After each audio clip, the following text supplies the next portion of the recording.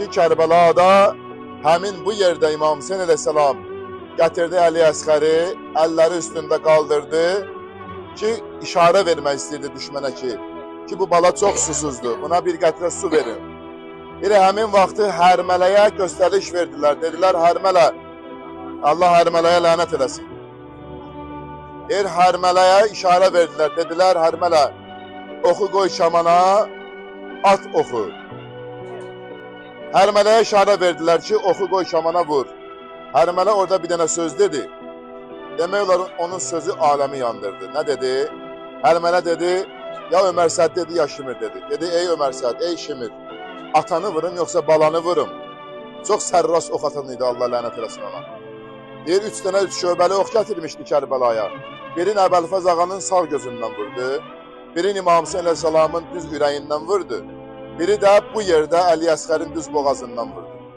Deyir, elə ki, Əli Əsqərin boğazına ox dəydi, uşağın boğazı üzüldü, düşdü atanın çiyninin üstünə.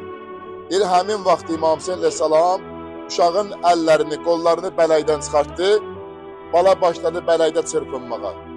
Ki, balanın boğazından, o Əli Əsqərin boğazından çıxan qan Həzrət İmam Hüseyn əleyhissalam yığdı ovuzuna, səfdi göyə, həmin bu yerdə. Həmin o qan bu günə qədər yerə qayıtmayıb. Bəzi tarixlərdə yazırlar, Əli Əsqər heç Kərbəlada olmayıb, gətirməyiblər. Bəzi tarixlərdə yazıblar, amma hər halda biz buranı ziyarət edirik Əli Əsqərin məqamı kimi.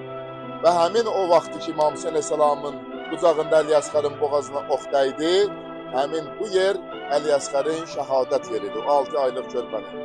Və bunu dəqiq bilin, yəqin bilin ki, və hamı öz qəlbinə, öz düşüncəsinə yazsın ki, Əli Əsqərin şəhidliyi, Kərbəlada şəhadəti İmam Hüseyn əleyhissalamın Kərbəlasının məzlumiyyətinin sənədidir, təsdiqidir. Niyə?